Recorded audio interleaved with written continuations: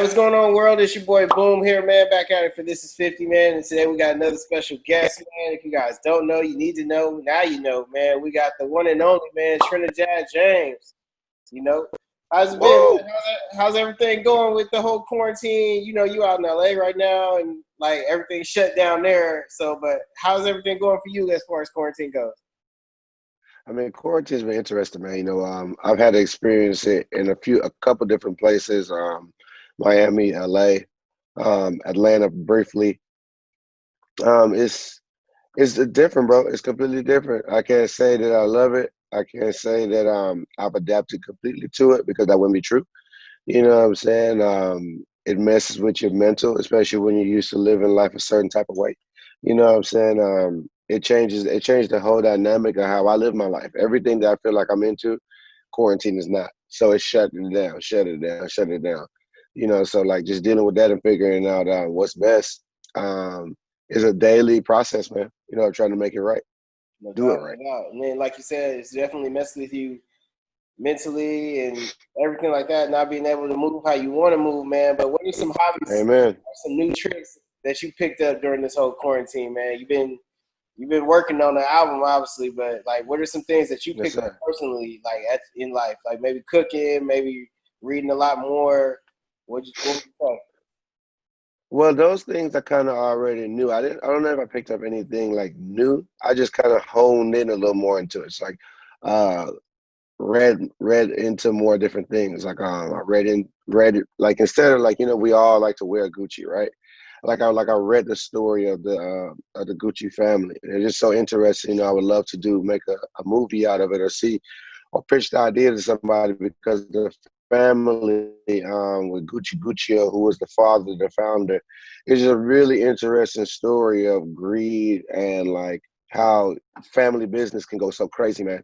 It's very interesting. So reading, just got more into it and read different things that triggered uh, things that helped me or whatever as an entertainer and a creative. And what else? Cooking, like you talked about cooking or whatever. Like I came when before I did music, I worked in like a Waffle House as a chef. So I know about cooking, you know what I'm saying? I just like when I left, started working out, I was like, I ain't never cooking again. I was done with it. So this was during this quarantine time, it was like a good time for me to kind of tap back into it and start making different things, little lunch, dinners, cookout, you know what I'm saying, cooking for friends and stuff like that. Something I hadn't done in years. So that was that. And then of course recording music, just trying different things and listening to a lot of different styles of music, like these Mexican ballads and stuff like that, a lot of more Americana music, just to, for me, I don't just focus on making rap songs and stuff like that. I just focus on making music. And in order to, because I don't just make music for myself, I write for others too. So that allows me to, or that makes me want to know more about music just in general. So I'm never limited when I walk into a room. Sure, for sure, man. But what would you say were some things that inspired you to make your new album, Black Filter? What were some music that you Um, were into recently during the whole quarantine? well, the thing about Black Filter is I already had it in the can since last year. I've been working on that album for a couple of years or whatever. The producer who I was working on it with, me and him started working towards the end of 2015, coming into 2016 in general. And then by 2018, we had enough records or whatever. I felt like, you know what, um, I need to start. We had enough to start formulating the project, and then we started putting it together, and I probably came up with the name in 2019. Um, just because this the one of the to answer your question, actually, when I think about it, one of the main things that kicked it off was in 2017. I did this movie called Pitch Perfect 3 that I'm in, and when we were taking a break and we were like in our trailers. um, I remember having to I remember just, when you sit and got so much idle time, you get on YouTube, you watch different things. And I watched the interview with Kendrick Lamar and Rick Rubin or Mm, whatever. They have a talk about music and life and stuff like that. And he got to talking about To Pimp a Butterfly, which was a very misunderstood album coming out to Good Kid, Mad City. You know, I remember me not being able to receive To Pimp a Butterfly as well as how much I love Good Kid, Mad City, because it was such a 180 to Yeah, what you thought was going to be next. You know, obviously he's an incredible rapper, no matter what the beat or subject matter is. But it was different, you know, and all that kind of trigger when he said his reasoning behind it, which was kind of like how I took it was that every artist, and let me just talk black, every black artist should take the time to make a project that's for them and for their culture. He brought up the example of doing an album for them was kind of like Outkast when they did Speaker Box and The Love Below. You know, The Love Below was something that people didn't get at first. You know what I'm saying? Even the with Andre being kind of like a big homie for me, you know, like he's explained to me the pushback that he's got from trying to create the records that ended up becoming Love Below. You know, and when you look at it now, hindsight is like, wow, it's one of the best selling rap albums of all time. You definitely. know, so it's kind of like when you're what it kind of like that kind of just triggered me, like, you know, when I went back then in 2017 after watching the interview and then listened to Pimp a Butterfly, I was way more ready to receive it. And I was like, wow, I love this album. You know, it's just amazing. You know what I'm saying? And it'd be like that. You know, it'd be like that. You know, you drop your art when it's on your heart and it's your message and you put it out there, you know, and you leave it at that or whatever. But people are not always ready to receive the message that you're ready to give. You know, timing is a hell of a thing. But I think that as artists, we still got to put it out, and you got to put it out from the standpoint of what feels good with you. So, you know, I watched the interview, and then I think that being the producer, Young Fire, who I did this album with, you know, we were already working. I'm working with tons of other people, but me and him are already working. You know, he pushed me to make to become a better artist and to make better music because his beats were just so uh different, and so like it pushed me to like, you know, I didn't want to just say, I never just wanted to say anything on a record anyway, but it really pushed me to like really lock in hard and be a better artist. So as we continued working after the fact of me seeing the interview, you know, it just certain things what happened. Certain songs get made. I'm like, ooh, I like this. I like this. And then I remember when I went to Atlanta one time, I had this beat called 93 Ski Mask that I got from Young Fire. And I remember I was in Atlanta and I'm heading to the studio to go work with my boy Willpower. He's a producer, artist. He has a really nice studio that he built in Atlanta, black owned business. And I was going to the studio to record because I record there when I'm in Atlanta from time to time because I don't live in Atlanta anymore. And it just came to me like, oh, black owned or whatever. And that's when I made this record called Black Owned. It's on the album.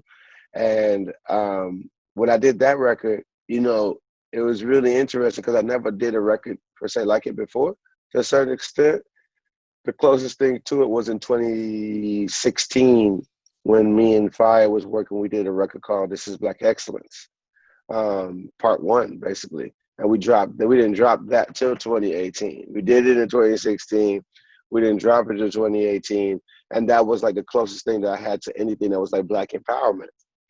And then with Black Owned, that felt really special because it was like, it allowed me to like really get my bars off, but it wasn't just like bars, bullshit bars. It was like about real things that mattered, you know, and records like that really like made me feel good about doing the album and then triggering when I looked at all the songs that I had from Midwest Discount to Retaliation to Playlists and my intention with each record or whatever the title Black Filter came about. And then coming into this year, man, you know, I've been pushing to get ready to do my rollout because I started dropping singles for this in October of last year with Ugly, which was that's the title of one of the tracks. That was the first. That was the second single. Playlist was the first.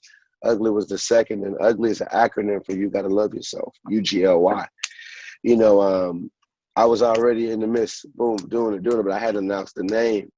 And it's so crazy that the times that we're in, because black filter is the perspective that I have, me and the Young Fire, of black culture, not just through our own eyes being black men, but through the eyes of all the different friends we have, because I've made so many different types of friends that are not just black, and how they see my culture, so everything feels like a filter. Everybody into their IG filters and their Snapchat filters and their TikTok filters. Everything is a filter, but it feels that it's like it's a black filter though, or whatever, where people want to make their body look a certain type of way, their face look a certain type of way. You know what I'm saying? Like the things that, like, even the human filter of, like, the way that people getting their bodies done now.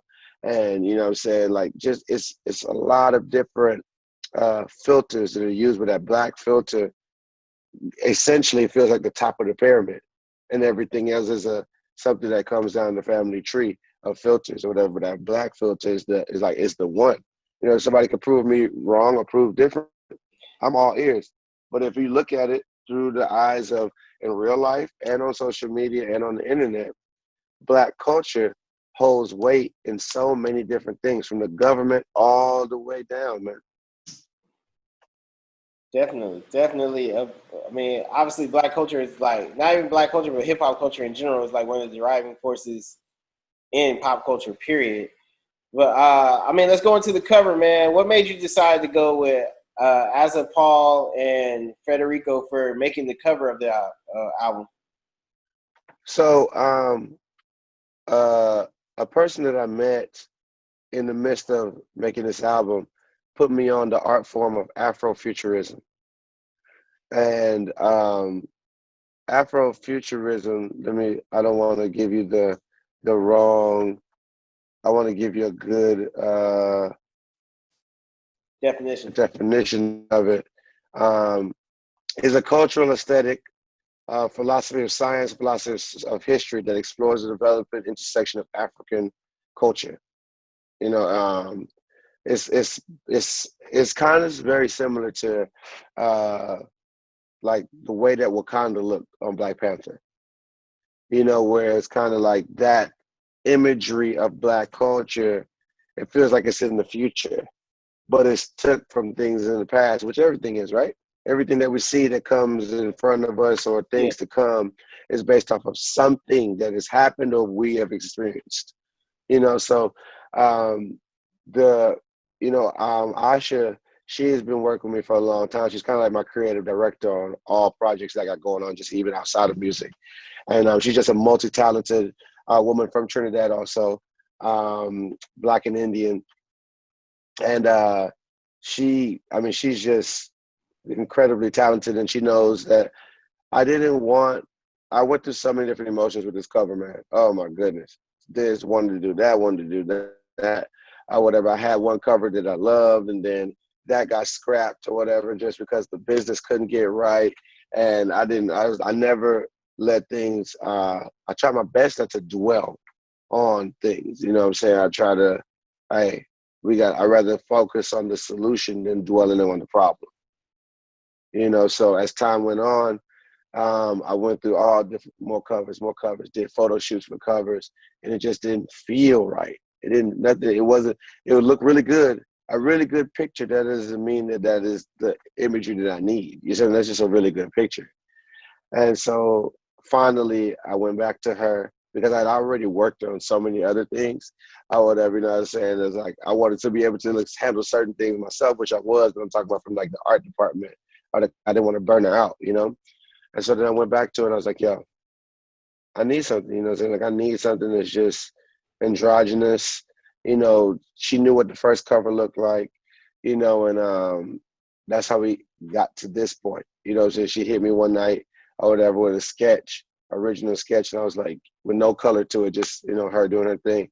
And I was like, oh man, I'm saying, this is crazy, because I wanted a cover that, if you pick, because I'm a vinyl guy, I love vinyl so much. I'm getting a vinyl done for Black Filter.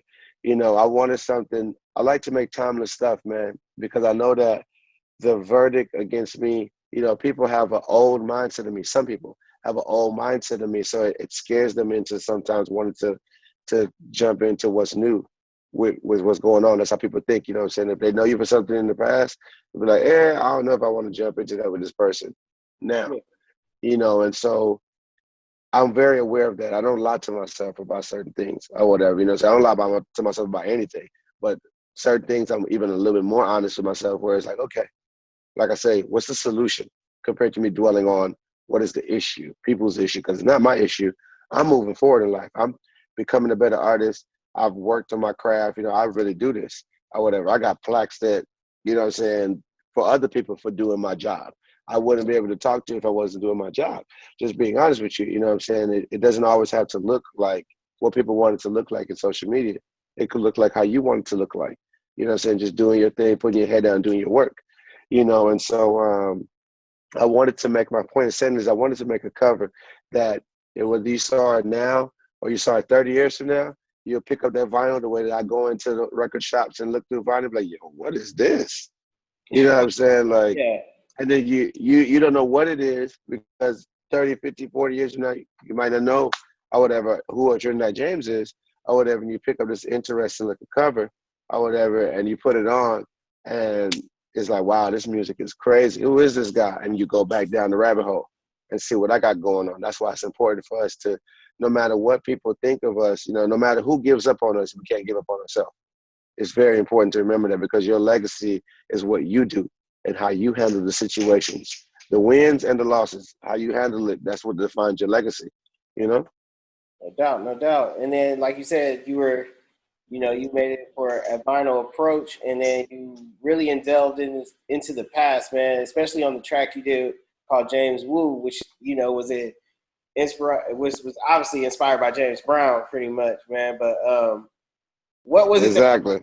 Exactly. What was it that you obviously you did deep research on him? So like, what was it that you admire most about James Brown? Obviously, one of the original rappers in rap, just pretty much, and nobody even knew it, man. But like, Right. what did you deep dive into, and then really just like tap into as far as like embodying James Brown? Well, confidence, man. You know, my confidence has got me so far in life because of my self-belief, especially when it comes to imagery and style, right? Like fashion. Fashion mean everything to me. I was into fashion before I got into music. I come from the retail world, the stylist world before I jumped into music. That was the last job that I had in real life. So fashion and style and imagery, and originality is something that's my superpower. You know what I'm saying? As a human, that's my superpower. So I identify with the old school artists and new school artists who exude that same type of energy. You know what I'm saying? James Brown, Prince, Rick James, you know, Little Richard, you know, just these confident brothers, obviously Michael Jackson, you know, just confident brothers or whatever who like unapologetically are themselves. You know, so no matter what you think, you know what I'm saying? Like, and a lot of these people, you know, you got to go through a journey. Like, you know, when you read the story of James Brown, you know, like he went to jail young or whatever, like as a teenager, he grew up in a whorehouse. You know what I'm saying? Like crazy, like no parents, if I'm not mistaken, to a certain extent. He's also a Georgia boy too, from Augusta, Georgia. You know, it's Augusta or Savannah, one of the two. You know, and his confidence, man. You know, like one day my buddies who I started that record with, because I actually helped start making the beat on that record too. My buddies called the Stereotypes. They did Bruno Mars's album. They're incredible. They've done a million things, but Bruno is like one of the latest things where you're like, wow, okay. You know, so they got a couple Grammys off that. You know, they hit me up like, man, you know, we've been friends, hooping, playing ball together for so long, but we ain't made no music. What's up? Or whatever. And I was like, let's go, you know, let's do it. And, you know, when we got into the studio today, you know, my buddy, his name is Ray, who from the Stereotypes, he looked at me and he was like, hey, man, let's make a hit. You know, which is something, I never walk into the studio saying that type of stuff. I just want to make good music because people and good business makes music a hit. You know what I'm saying? As an artist, you got to focus on making the music because we make great songs and you'll make a great song, but oh, this is a hit or whatever. And then when it don't become a hit or whatever, you feel like, oh, it wasn't a great song. No, it's still a great or good song. It's just a hit is not just based on you, on what you can do as an artist. It's based on how you can work that product that you're producing. You know what I'm saying? And what the consumer thinks about it. What you think about yourself should be highly. Once again, I'm a confident person. So I wouldn't do nothing that I wouldn't like. You know, so when I make something, it's like I made it for the right reasons. This is the truth to me. I'm biased for myself. Or whatever. You got to put it out into the world to see how the world reacts to it. And you know, just doing that deep dive on him, it just, that song just came about. You know what I'm saying? Like, it just came to me or whatever. Like, you know what? I was like, man, I'm gonna pay homage to the big homie. You know what I'm saying? Like, look, let's do it. You know what I'm saying? You know, Trinidad James Brown, or whatever, the James gang. You know what I'm saying? Like, just the whole, you know, the James gang is deep. You know what I'm saying? King James, Rick James. You know what I'm saying? James Brown is just a thing. And I was like, man, I just want to do it for the James. I just want to do it for all the James because they're all kings in their own right, you know? Definitely, man. I mean, you started out the album strong with James Wu, and then you finished the album out strong with another James Brown, pretty much Say It Loud record with you, Big Crit, and Saha the Prince, man. Uh-huh. Yes, sir. Why did you enlist? I mean, I understand why you did, but why did you personally choose Big Crit and Saha the Prince to come through and collaborate on a track as monumental as Say It Loud? Like, just being that everything going on right now, and then these two being like one of the top lyricists in hip hop, period, like in the last decade or just in total. But what made you Right. decide to run with these boys? Well, I hate having one of my superpower is my confidence, right? Like I tell you, that's my superpower, right? My weakness or whatever is features. Or whatever. Like I'm not amazing at it. I'm not is interesting or whatever. Like, you know, I've worked with tons of people. If you go look at my discography or whatever, I've worked with so many people. I worked with more people than I even remember or whatever when it went over the time. But it's just I like working so organically. But then I'm also a private person, so I'm not always out like that.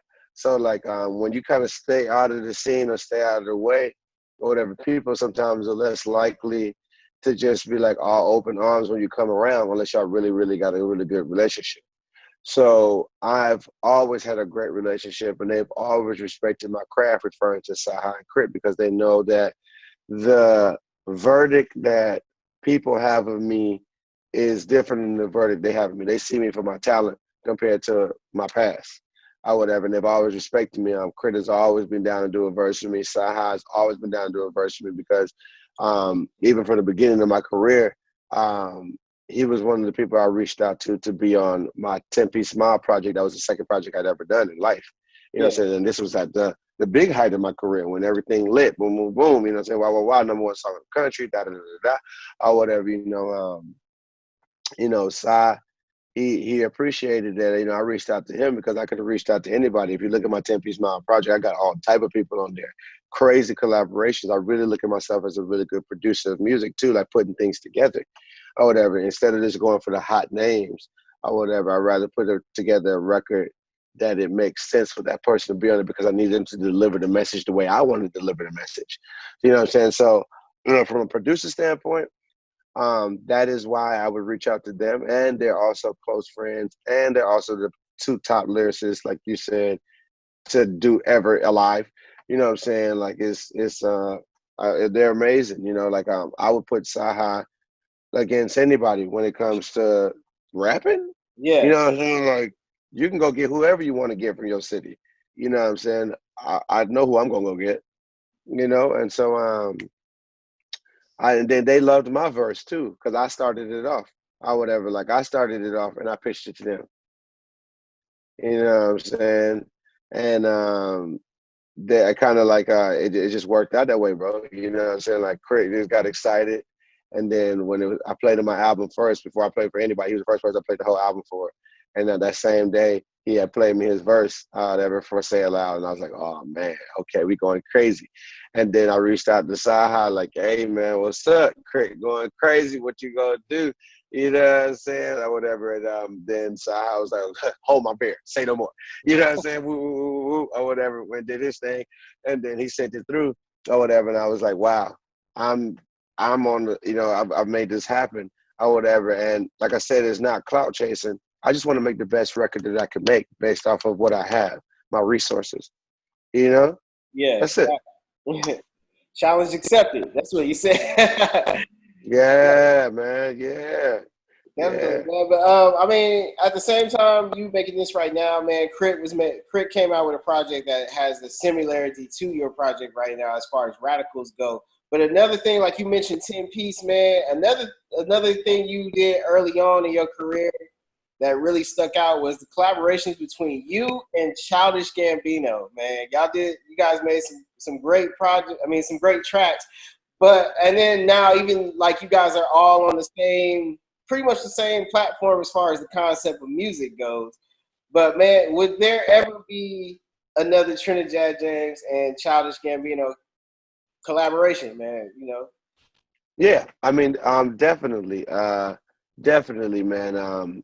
I the way that I think, the way that I understand the whole aspect of everything, the way that Gambino is that he's a producer of things or whatever. So the reason why we were able to work is that he sees your power, he sees your superpower, and he likes to use it because whatever he's looking for, whatever that medium is, whether it's music, whether it's TV or whatever, he knows how to use people.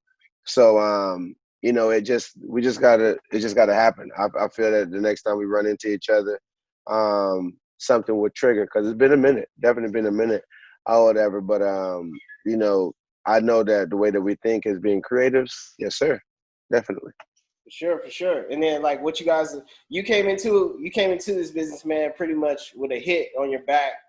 And it was more like, you understood how to make a hit song, but then as you grew as an artist, you understood how to make just a natural song, just a natural, great project. I mean, great music, just from the production to the wordplay to just the whole aesthetics of making a great song that will stand the test of time, man.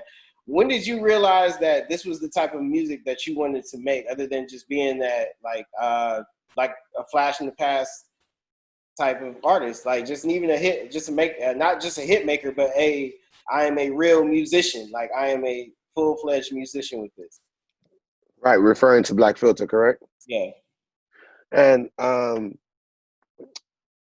mean, every day, bro, I wake up, you know what I'm saying? I pretty much say the same prayer. You know what I'm saying? I tell the universe, thank you for the opportunity to wake up and do it again. You know what I'm saying? Thank the Heavenly Father for life, health, and strength. You know what I'm saying? And I was asking for my three H's, to stay humble, stay hungry, stay happy, or whatever. The same prayer every day, every day, every day, every day. So I said that to say this, where it's like, I always impress myself because I'm a late bloomer in it. You know what I'm saying? When the success of everything, I literally just started doing music, period. And that worked out the way it did. That's the way that the timing and the universe had it. You know what I'm saying? Because my prayer has been the same almost even before music. It's been the same thing. Thank you for life, health, and strength. Or whatever, you know what I'm saying? Thank you for the opportunity. Or whatever. I didn't used to speak to the universe that much as like how I do now. Or whatever. But I speak to the universe a lot more now because the universe is actually listening. And it answers me in its own way, its own unique, special way. And so in the midst of it, just me keep working on my craft, I was able to see and hear and the cadences and the melodies and then the way that like in the beginning where I heard certain beats like, ooh, I can't do nothing with that. It's not many beats that I can hear now and say like, ooh, I can't do nothing with that. I can do something with everything. And that's because I've opened up the mechanics in my mind to be able to receive everything. Like I told you during quarantine, I was listening to different new things, Americana music, Mexican ballads. I don't speak Spanish or whatever, but I'm learning. I'm taking in the database to learn and learn and learn. And I'm always a student. So me being a student for the last 8 years, because the October of this year makes 8 years I've been in the game. You know, it is like kind of like allowed me to like understand and working with Young Fire, the producer who did Black Filter, is like he brought some of the craziest beats to me in the last 5 years, like the craziest of craziest, like where it was like for me. And being able to do those for me allowed me to be that vessel of being a left thinker. Like people hit me up to write records with them or for them because they know that I ain't gonna just give them something cookie cutter. I'm trying to get them the success that I came into the game with. where it was like completely new, nothing like it, hard to replicate or whatever, like original. I ain't coming on the coattail of nobody else. I had no cosign. You know what I'm saying? I didn't have no role model, nothing like that. I just came in as a black man and said, I want to do music. This is how I want to do it. And people gonna gravitate to it. And that's what happened. You know, so I try to set that up for the people that I work with, put them onto a song or whatever, or an idea that can be something original for them to start their own wave. You know, and like that idea of music has come. That is what is, like, to answer your question. That is that's how I know that I've got so much better at what I do and how much I love my craft. You know, it's I've spent that time with it, man. I really spent that time with it. For sure, man. And then, like you said, on the project, man, you got tracks like Ugly, you got tracks like Gold, Tesla. But another track that stuck out the most was Black Owned, man. You really talked about, I mean, not even just Black owned businesses, but especially Black owned fashion, man. If you could give us your top 5 Black owned fashion, what would it be? I mean, for me, some of these names you may not know, but for me, it would be a brand called Brownstone, based out of California. I like what else I like? Who that's black owned? Um, I just named black owned business, but Brownstone. I'm thinking of things that I wear. I got another brand called All Friends Welcome. I mean, from time to time I wear a little off white. You know, from time to time I wear a little Fair God shoes and stuff like that.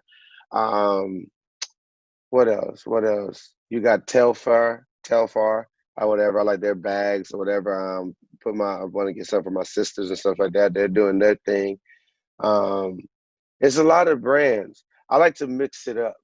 You know what I'm saying? I'm not just, you see, the thing about with black owned, right, and supporting black owned businesses or whatever, I'm not telling you to go cold turkey and just drop everything how you've been doing it. This is about equal respect, right? And when it comes to equal respect, it's like being able to wear uh, just as much white owned designer brands or brands as much as you wear black owned ones or whatever. It used to be a 100-to-none ratio or 100-to-1. You know what I'm saying? And now it's climbing back up. You know, I love when I could have on an outfit that I love that's on my taste level, and I got it mixed up with, you know, black designers, mixed with, you know, if it happens to be a Gucci or if it happens to be a Celine or something like that, I could have on this other brand, and like it feels just as good. It don't feel like I'm less than, I'm cheating my taste to say that, oh, I'm wearing some black home or whatever. That was always my problem in the beginning or whatever. That felt like black owned brands was just like a T-shirt with a screen print on it Yeah. or whatever. Like, you know what I'm saying? Like, you know, we got taste. You know what I'm saying? Like, I really do this fashion stuff for forever. Like I said, I did that before I did music. So it's like my taste level is like, it's not a diss to somebody if all they got is a brand with screen print T-shirts. It's just, don't make it feel that I have to rock that, because like, we should never ever want to cheat our own experience of being a black man. You know what I'm saying? Like, we never should want to do that. You know, so that's what I would say. For sure. But then, like, as far as hip hop goes, that's being like one of the most influential elements in the culture, man. Do you feel like that hip hop needs to not only endorse, but just fully just speak more of black fashion into existence on records? Because, you know, everybody raps They about. will. Oh, you got Pierre Moss. You know, Wale shouts them out a lot. You know, that brother Corbito or whatever. You know, like, they are like, everything is systematic. It's systematic. It is more popular to talk about black owned brands now. If you go to Uber Eats and Postmates, they have a black owned restaurant section or whatever. You know, it's become more popular because we banging on the door. We banging on the door like, hey, stop playing with us or whatever. We understanding our own power. We understanding our own strengths. You know what I'm saying? And those are the things. These are the differences it might not happen right away. We want everything to happen right away. It's not going to happen in 2020. 2020 is just a year that helped us really see ourselves. You know what I'm saying? Sometimes you got to be down on your last or against a wall for you to really attack. You know what I'm saying? To like really see the bigger picture or whatever, to really see what's going on. A lot of time money blinds you because you do everything, it feels like, for money. So when you get it or whatever, you know what I'm saying, it's not based off of the economic structure of your own culture or whatever, you don't have a problem with it because you're like, I'm rich.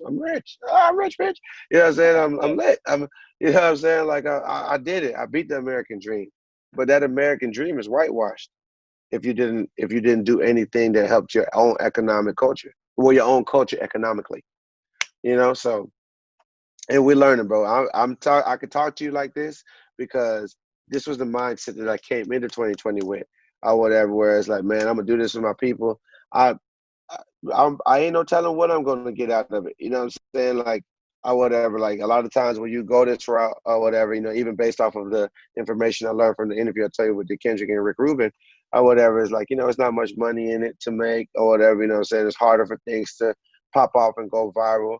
You know, and I was just like, man, no matter what, I'm putting out this project, and this is the purpose behind it, and it's for my people, by it's for us, by us, and that's that. You know what I'm saying? Like, who support me? Thank you so much because I really did work my ass off on it, and it's for the right intentions, the right reasons, you know. And who don't? I don't think it's because you heard the music. I think you're just thinking about the past, Yeah. and you know you might not have been a fan of the old Trinidad, how I came in or whatever, and I'll go everything because you felt like that I was hurting our culture. You know what I'm saying? But that's never my intention. I don't come from a place of malice. You know, I come from a place of expression, and as Black people, we got to be able to express ourselves the ways that we see fit. You know what I'm saying? I'm a product of my environment, you know, and that's literally it, you know. And I got to keep pushing for what's different. I got to keep pushing for what I believe in, and you know what I believe in is sometimes hard for people to get. It's a little bit too complex, you know what I'm saying. But you know, for the people who do, you know, I always look at the people who get it compared to the people who say they don't get it. You know what I'm saying? And then I look at what they like, and you know, it's just kind of, it just reminds me that I just got to stay persistent and consistent, you know, and like that's just what it is. You know, sometimes I get down on myself because it's like, man, how you don't get this? Like, you know what I'm saying? Like, how could you still be thinking about 8 years ago? And I go through those experiences. I don't want to act like I'm just this tough, super wall of indestructible. I'm just super indestructible. No, I'm human, very human. You know what I'm saying? Like Erica Badu said, I'm an artist and I'm sensitive about my shit. You know what I'm saying? It's, these are the truth. You know what I'm saying? If it wasn't the truth, I wouldn't tell you I speak nothing but truth or whatever. If I didn't read certain comments or whatever, and it's like, damn, that shit do hurt, you know what I'm saying? Because you know the work that you put in. When you really work on something, man, you really put your all into it, and you really focus on being a better man, being a better artist. Because to me, I can't be a better artist until I'm a better man. And when I know that I worked on those things to make them all correlate and be there, and then somebody is still, you know, don't get it, and they still thinking about my old character or whatever, it's like, man, you know, it's disheartening. It very much is or whatever. But hey, man, I would ever sleep on it, wake up, like I said, say my prayer. Thank you for life, health, and strength. Or whatever, stay hungry, stay humble, you know what I'm saying, and keep myself happy. And then just keep going, bro. It is what it is, you know what I'm saying? Because I know that the music is fire. I know that it was made for the right reasons. And a lot of times, the people that judge you are people who never did things like you did. So all they got is an opinion. Facts, man, facts. And then, man, just thinking like you said, man, I mean, you came into this game like 8 years ago. And just, man, if I could ask you, just thinking what you knew then and what you know now, even as a talented songwriter now, man, if you could go back 8 years and give yourself one line, pretty much as your own ghostwriter, man, if you can give yourself one line, what would it be? Um, huh. Probably maybe mask off, you know what I'm saying? Like Future, mask on, mask off, or whatever. Like to me, the simplicity of those lyrics, but they hold so much weight, or whatever. Like maybe something like that, or whatever. You know, like when I think of all the songs that I've heard over the years, you know what I'm saying, and like how they've affected culture, you know, probably a line like that, you know, because I mean, I can't say don't believe me, just watch. That's my own line, so you know, because that line. I mean, I'm saying as you from your repertoire, from your catalog, if you could drop one line that you spit to yourself back 8 years ago, Okay. Over the time, a yeah, line that it's I over spit to the top, myself man. that You just in to it. give to myself. Yep, Oh 8 years man, ago, you that's a was in the great studio, question. and you'd be like, all right, well, hey, use this line. Not bad. I mean, I like on Black On. One of my favorite lines is "We go broke because we don't buy black. Got them crackers toe tapping when we giving them racks." Like I love that line. Like I love that line. So if I was saying that coming out the gate, if that was one of the lines, if that was one of the lines on my first project, if that was on All Go Everything, that was one of the bars, you know what I'm saying? Or whatever, like, you know, I probably would, the cadence would have been different, you know what I'm saying? Because of All Go Everything is a slower tempo. It ain't no telling if that song would have been as successful. Because once again, those are the lyrics that wake up your people. When those type of lyrics go get popular or whatever, it's like, oh wow. You know what I'm saying? It makes everybody that hears it now, you know, they intake it differently. And then that makes it mainstream, and that means it's popular, right? So Yeah. when that lyric becomes every lyric on All Go Everything, I call songs like that pop bars or whatever. And they're like every lyric is meant to trigger you, some type of person trigger you. So if that was one of the lyrics in All Go Everything per se, I'm just gonna use that because that's what people know, right? It's a possibility that it might not have been as popular. You know what I'm saying? Because once again, we're not in full control of our culture or whatever. Everything, a lot of things are whitewashed or whatever. You know what I'm saying? And enlightenment and waking up and being woke or whatever. You know, it might have been too early for that. You know what I'm saying? So I use that or whatever. It's probably tons of other lines or whatever, but that line is a line that just sticks in my mind or whatever. Like if I was giving lines to somebody and being the ghostwriter, da da da da da, or whatever, giving that line to somebody to say, is pretty crazy. For sure, man. And then, man, just coming from so far, man. Even with your last project in 2018 with Daddy Issues, man. How would you personally see yourself as growth as a songwriter? Oh, I mean, I the first 3 years of my career, I never wrote songs for anybody but myself. I didn't start writing songs for other people until the opportunity came my way in 2015 when I moved to LA. When I moved to LA, that that bag per se, that repertoire opened itself to me, and then I jumped into it and started to like it. Started to like it. I was like, okay, okay, okay. You know, it took, you know, failure. You know, 2015, whatever. 2016, no placements. 2017, no placements, or whatever. But just staying at it, you know what I'm saying? Might be like, ah, man, I ain't worrying about this, or whatever, you know what I'm saying? Because I kind of look at it as writing for other people is like hobby. I like to stay in my sharpening that pen, or whatever, you know. When you write for somebody else, you kind of can be a little bit more free than you're writing for yourself, per se, you know, so according to who you're writing for. I looked at it as practice or whatever, you know, I'm just practicing on writing, practicing on making songs. Because I do something for somebody else, they're like, oh, they love it. Let me know this is fire, and then I'll keep that skill for myself. You know what I'm Definitely. saying? When it, you know, so that 2018 is when, you know, my consistency and persistence that I was talking about in that particular thing.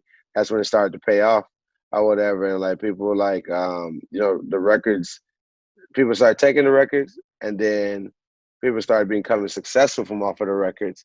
And you know, it was such a fulfilling. It's such a fulfilling feeling. Like having your own hit is amazing. Obviously, I know, right? But doing it for somebody else and them like leveling up or whatever is, man, it's like having a child and watching them, you know, like do their thing, man. You know what I'm saying? Like it's amazing.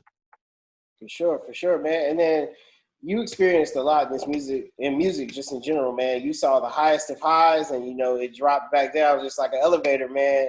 And then it's like when you walk into this as a thriving emerging artist, man. Why do we not like educate artists on the fact that yes, you can reach that highest plateau, and you can also decline just as fast, man? Why do we not sit there and like advise people about that, or just prepare other artists for that? Because most of our generation, we're just about making hit songs. Like we just want to get that one hit and take off, and then that's it. And then it's like, okay, but they don't tell you about, you know, how long is that going to stay there? How long is this hit going Hmm. to last? And I mean, the whole money situation behind it, the whole economics, the whole business behind it. We don't educate each other enough about just the music business. We just educate ourselves as an art form. Why do you think that we continue to fail to do that, as to advise artists like that?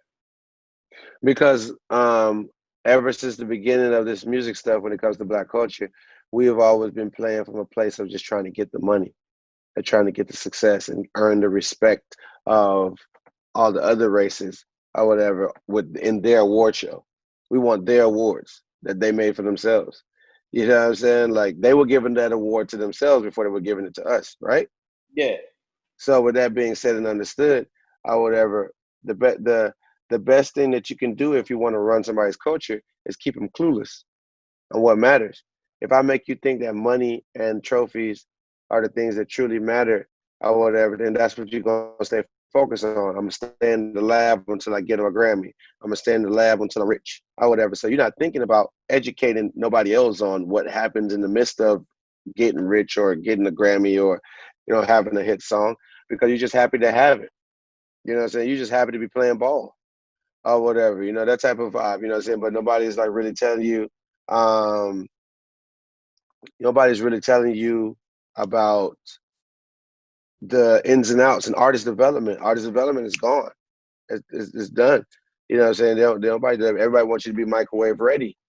So once again, that is the beautiful thing about now. The conversation that we're having now, where you ask me a question like that, that triggers that, and somebody sees this, you know what I'm saying, and they're able to. Somebody sees this, and now they're like, you know what? I ain't gonna let my son or my friend's son or my friend just be focused on making the music and making great songs. Because yeah, he's super talented. Talent is good, but that's the creative side of it. That's the creative side of the wall, or whatever. Entertainment is a two-sided wall, or whatever. The creative side and the business rollout side, or whatever. Some people master that creative side. They mastered the truth, but the business side screwed up. You know what I'm saying? Boom, boom, boom, boom, boom, or whatever. And we have to be able to be dual. Or whatever. I tend to almost want to tell you to get better to business side and just keep working on your craft or whatever. Because when you're talented or whatever, like the good music's gonna come. It's gonna come. And I can tell you that because I stayed in the lab working, working, working to get to a place where I can say I'm making good music. This project, Black Filter, is the project that you could judge me for the rest of my life. And every project after it, or whatever. It's totally fine because now I'm at that place where I'm telling you where I could say to anybody, you name it, Kanye West, whoever, Beyonce, whoever, like, let's work. Whatever you need, I could do it. You know what I'm saying? I'm here because I really do it and I really care about it. I really put the time in and I continue. It's not like I put the time in like, oh, I'm done or whatever. It's like I'm continuously. You know what I'm saying? Like there's text messages that coming in now to me about music or whatever. Like I live in it. I sleep in it. I go to, you know what I'm saying? I walk in it daily, every day, it's in the entertainment business. So, these conversations, like I said to you, is what makes the biggest difference, brother, when it comes to people understanding the importance now, that other side of that wall. Or that we were so focused on the creative side and just getting the plaques and getting the money. You know what I'm saying? But those things tend to also be vices to keep you clueless on what matters. You know what I'm saying? You got a piece of somebody else's pie, not your own pie. Or whatever. And that's the thing about it. Is like I can give you millions and millions of dollars of of my money or whatever, but I won't allow you to be the business that's paying out people or whatever, you know what I'm saying? And that is the different mindset and the differences that people are realizing. That's why ownership is something that you start to hear more and more in conversation. And it's beautiful, you know what I'm saying? It always mattered. It always mattered. Just like Black lives always mattered, you know what I'm saying? But now it's making more sense to people, not just us, to be able to be like, nah, they right. They right. Yeah, actually, I'm gonna stand with y'all. For sure, man. And then, man, just like you said, talking about it from the business point of view, man. Let's talk distribution, man. You've worked with several different distribution companies throughout your career, man. But a lot of obviously it's a topic that a lot of artists don't talk about, man. But what is the most important thing that artists should know when dealing with distribution? Just based off looking for a company or whatnot. What should they know? What's something important that you would provide as far as advice for them as going into distribution? A great question. Incredible question. Distribution. The main and first thing I'm gonna tell every artist is to understand that a distributor's job is to distribute your music. Their main focus and main goal is you have a product, you get them the product, and they put the product out. Outside of that, has to be things that y'all agree on. But their main job is just to distribute your music. They're not your record label. You're your record label, or your record label is your record label. So you got to do the promo. You got to do all the other aspects of it. Their main job is to distribute the music. And I think that that is one of the biggest misconceptions. People think that like, oh, whoever's putting out my music, that's my label or whatever. No, they're just a distributor. They're just a factory to put out music. You know what I'm saying? They're not the record label. Some distributors have label services, don't get it mistaken, for playlisting, radio stuff, boom, boom, boom, boom, boom. But in reality, it's on you, the artist, or your label, whoever that, however that works out for you, to make sure that y'all got y'all stuff in order. Right. But definitely make sure you get your money right. Make sure everything is on course, man. Shit. Yes, sir. Man, just lastly, man, obviously this is 50, man, and we want to know your favorite 50 Cent moment and your best business tip that you've taken from 50 Cent, from an artist like 50 Cent.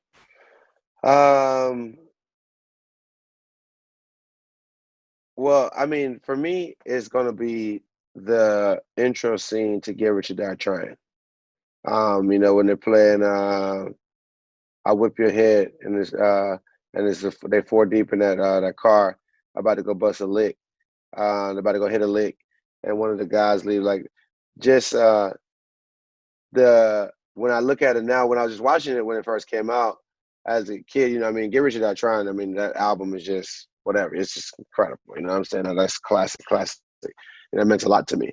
But that, looking back on it, that when it comes to film and TV, and then syncs of music to a song on a scene, how important music is to a scene or whatever. Like, that's, you know, that song hit so well with that scene. And so now when I'm in my TV and film stuff or whatever, it's like I'm thinking of that too. Or even when I'm making music or whatever, to like, it's not about always like, once again, it's not about like chasing some Grammy or chasing stuff like that. You know what I'm saying? It's like, this song could work in this movie, or this, or you know what I'm saying? Like, it's a movie, it's a visualization to it or whatever. It could work, you could sync it in so many different places.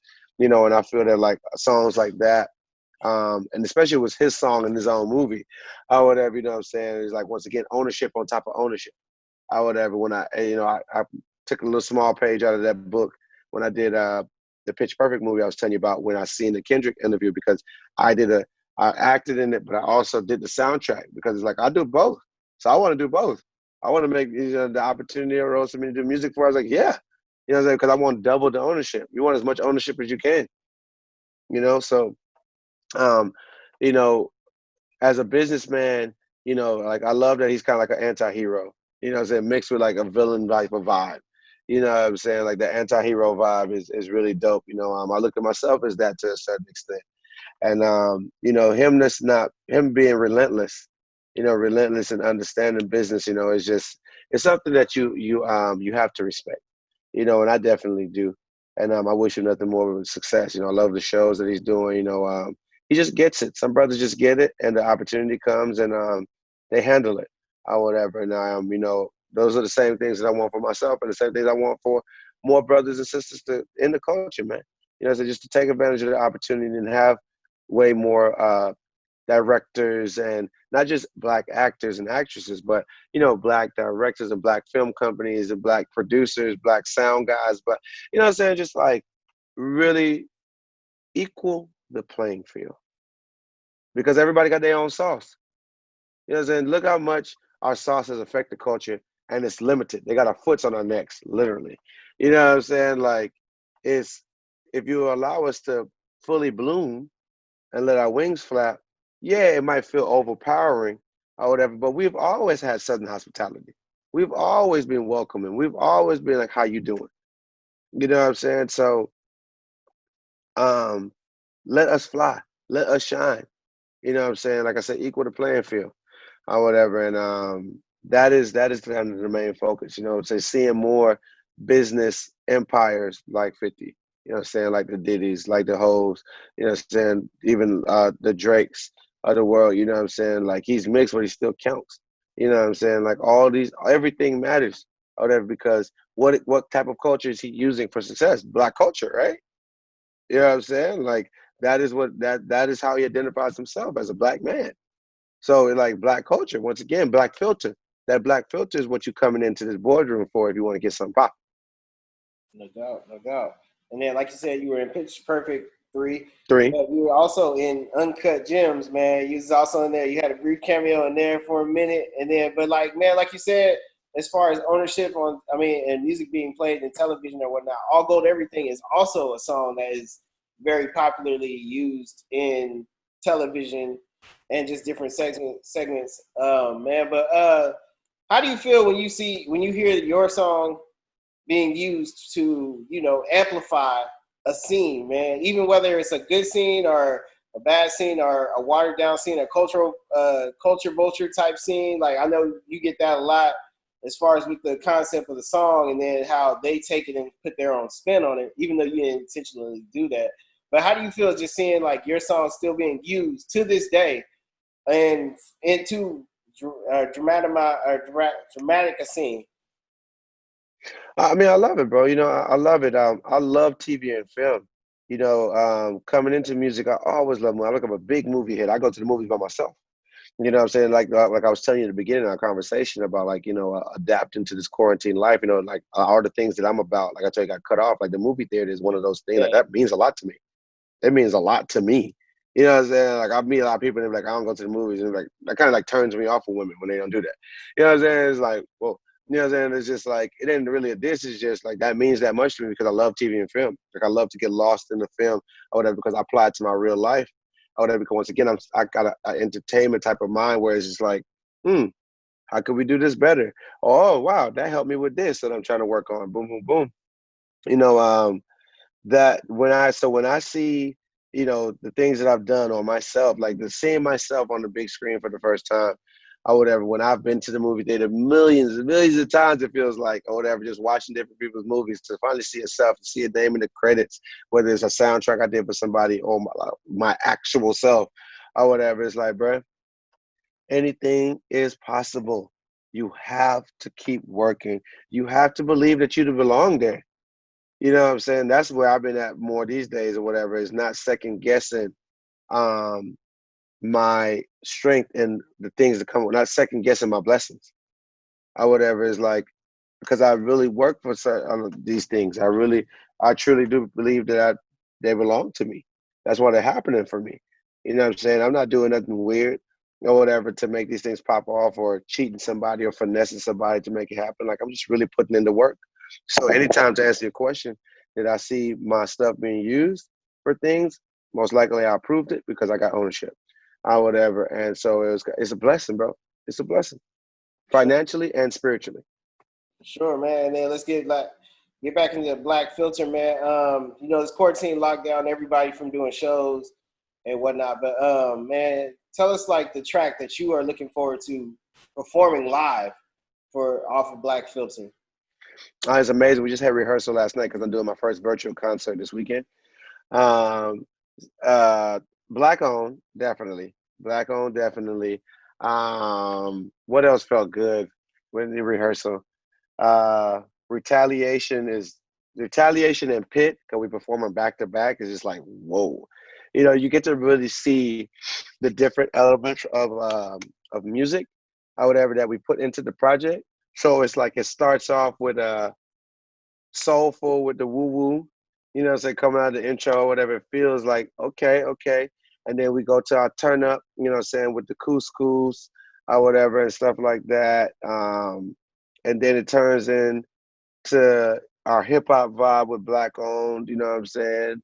Take you down memory lane a little bit with a couple classics that I've had, success with in the past.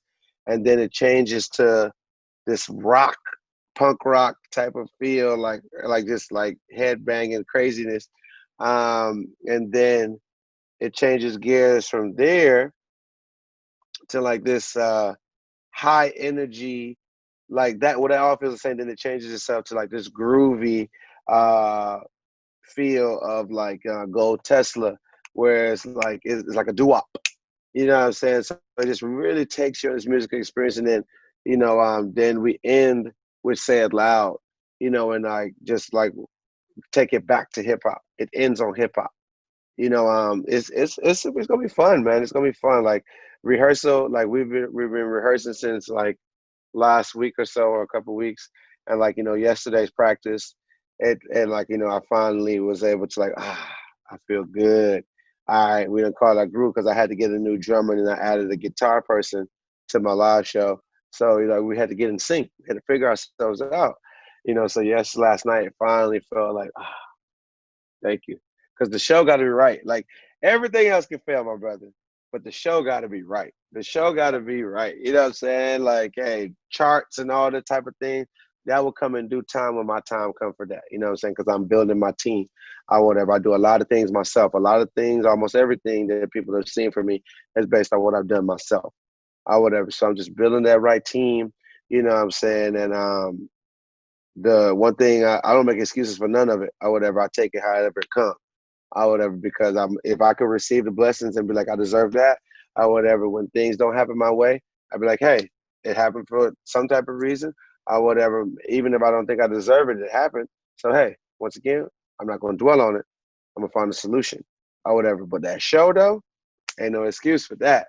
It ain't, what I'm saying, it's just practice and work and kill it and give the fans, leave it all out there on the stage, whether it's virtual or real life or a drive-in theater concert, leave it all out there on the stage, but be ready. You know what I'm saying? So you never have to get ready, as they say. For sure, man. Well, I mean, I know you don't get this a lot, man, but just thanks for not giving up on yourself when you when you had that first pitfall, like even after Argo, everything came out and, you eventually got dropped from the label or whatnot. But thank you for not giving up and showing others that even though you fall, you can still get back up and keep going. Just being a personal testament to that.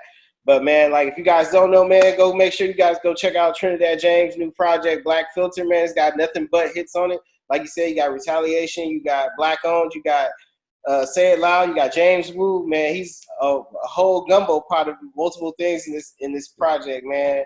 And we appreciate you just taking the time out to talk to us, man, and look forward to much success in the future. And, man, if you got anything you want to leave the people with, let us know, man.